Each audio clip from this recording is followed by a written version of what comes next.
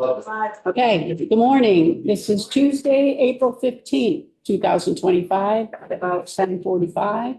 This is the House Republican Caucus. Just a few things from leadership meeting this morning.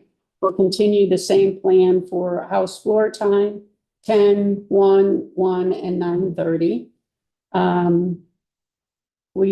House rules will meet at some point this week. Marty, I don't know when, but to accept the resignation of Ann Donahue and to reappoint someone else to that committee of discrimination panel, the discrimination panel. I did mention this Friday is Good Friday, Christian, probably the most holy Christian day in their Christian calendar. And would hope that we would not schedule committee time after noon on Friday. House floor should be probably relatively short as there's not a lot of bills making it to the calendar this week. And the speaker did mention that we should probably come up with a calendar of all religious holidays just so we don't back up against them during the year. So just keep that in mind. I know last year we went till about 3:45 and a lot of people were angry with that. Several left to go to their services and had to come back as well. So just keep that in mind. Two questions came up. One, the adjournment date, probably still, she's sticking to the end of May. Some people have heard June, but she's sticking to the end of May. She says we made our deadlines on extra time for the education bill and got that out in the time that was agreed upon. So she still hopes we're ending by the end of May.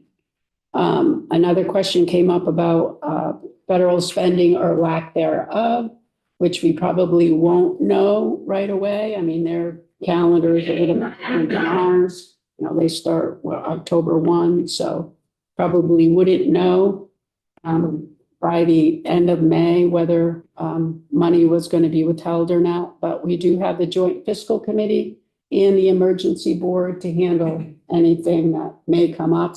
Anything big, though, we may have to be called back, but not huge. Just keep that in mind. It may be a day or something here and there if the federal spending is reduced so much that we can't handle it in the budget that we ultimately pass out of the House and Senate and signed by the governor. So that's all I have on the leadership. That was it, right? Yep. So this week, there's, like, as you see on the notice calendar, S27 went to Ways and Means, so that will have to come back on notice. So that will be a few days. And then on notice is the SAT, a lot of healthcare bills here. So I look to, is Copper here? Okay. Oh, there you are. And then Woody Page, Alan DeMar, and Deb Powers. All of those serve on the Healthcare Committee. So S18 and S28 are on notice. S18 is an act relating to licensure of freestanding birth centers. And S28 is an act relating to access to certain legally protected healthcare services. Do you want to speak on those or anyone on your committee? Well, Woody is going to present the bill. Is Woody here? Oh, there it is. I'm presenting 27. Okay. Which is. Oh, you're presenting 27. Did you want to talk on 20? It will eventually come up within this week or beginning of next. I'll just simply say that the freestanding birth centers, with a great deal of testimony, Vermont doesn't have that right now.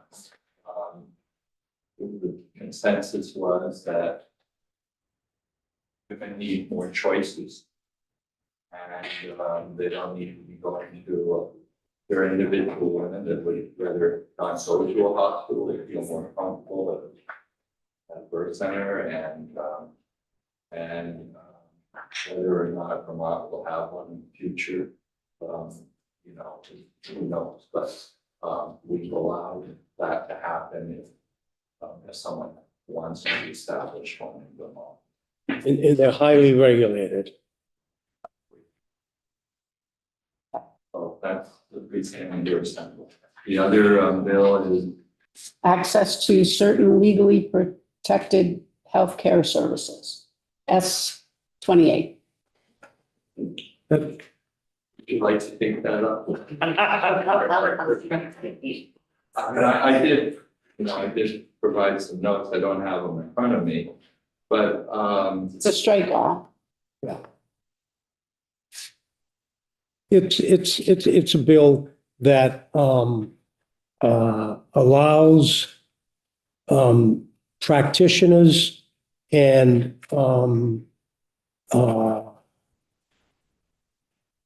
what's the guy when you go to the drugstore? Pharmacist.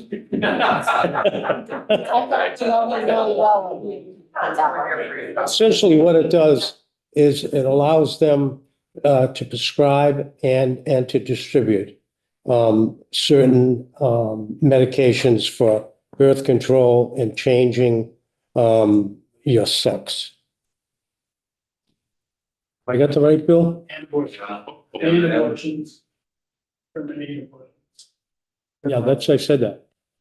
Abortion and changing your sex. it allows the pharmacist to And- prescribe. It does not allow the pharmacist to prescribe, no. It allows them to distribute it. And also, And what it does is that it adds on to the shield bill that we already have. And it protects those people so that they can't be prosecuted.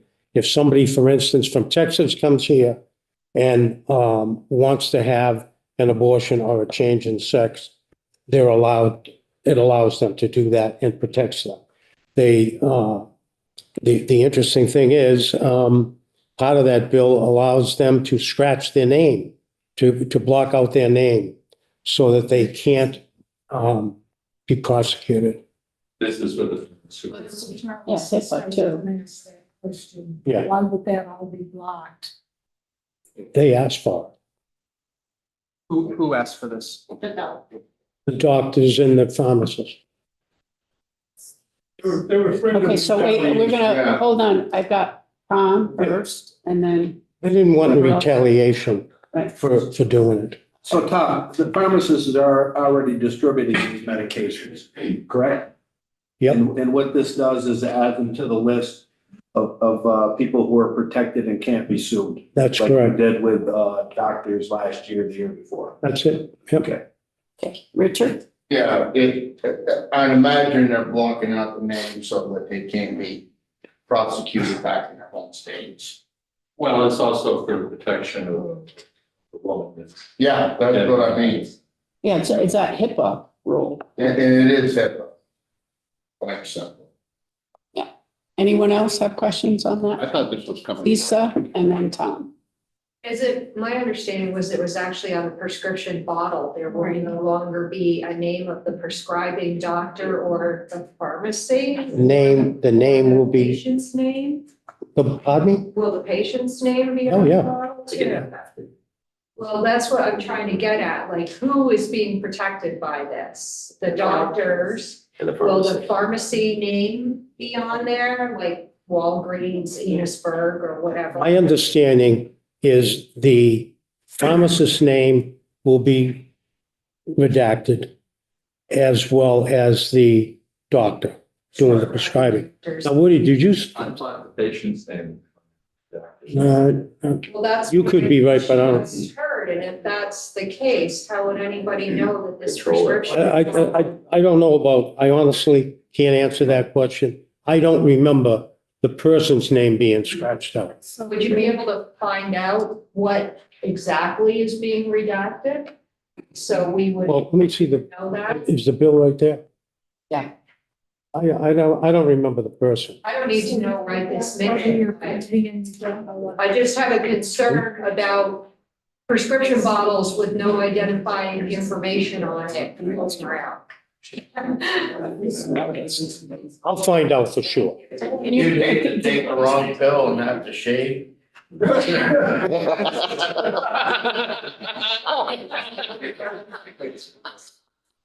recall with a vote out I have of. no response. 7-3. 7-3-1, And my no, and 7-3-1, yeah. so somebody is out. What do you call it? Tom and Sandy. Does anybody know? I thought I just heard this morning it was coming to judiciary. Did you hear that it was going to judiciary? It may be, No, Martin and I are gonna have a meeting with Betsy Ann to see if it's, if we need to take possession or if I drive by. And the vote again for that bill is 8-3. 8-3. And who did you say? And in itself, and, Yeah. with Ben sectors. Okay. Sandy. Does that also include the suicide drug? And then somebody over here had their hand up. Just one thing. The pharmacist, there is a law that the pharmacists not remove their names, but they're doing it, and I guess it's okay. But the thing is, they're also taking the name of the patient off. You know, when you go to a pharmacy, you put them in bags, you get your prescription bag, they're removing the names from there too. And it's pretty much because of safety reasons. But the other thing is too, on that bill, you can call in order to get a questionnaire, answer a bunch of questions, and get your prescriptions filled. And I had a problem with that because I never did get an age appropriate for that. So that was the main reason I voted no. So this is the bill that eliminates face-to-face doctor and patient. Is that correct? Yes. wait a minute. What did you say I then? said, is this the bill that eliminates face-to-face doctor and patient? Face to face, yes, it can. Yes, face to face, but a doctor has the right to contact that person if they want to, and it's written on that application. Still prescribed by a doctor though, right? Yeah, And yet, just one other thing, just because they take their name on that, there's an identification on that pharmacy bottle that could go back to the pharmaceutical. Sorry to belabor this, but is there a telemedicine option that the patient doesn't have to go to the doctor's office, but they have a telemedicine visit? I don't remember that being in the bill. It's kind of telemedicine where they can order. They follow that survey. Well, if you got the survey, but the doctor has to have the survey in order for anything to happen. But is there a face-to-face telemedicine visit required? That can happen if they want to. Only if somebody wants to, it's not required. It's not required. Okay, that was where I was going with that, thank you. Got it, okay. Anyone else? Was that the last bill on the calendar? Topper? I can't find it in there anywhere though. Well, it was 8-3. If that's what you were looking for. Yeah, that's the last one for tomorrow. These two healthcare. Anyone else have anything else of interest in their committee that they wanted to talk about? No? Okay, I actually just have one quick announcement. Just for everyone in the room to be aware of, I have a House concurrent resolution coming out hopefully this week at some point. Ledge Council's working on it to celebrate 50 years of Casella Waste Management being in business. So Casella celebrated 50 years last week. I will come around individually and hopefully get some names to sign on. I fully anticipate that John Casella and the leadership team will be up here for the reading of that. So I think that'll be a very exciting day for all of us.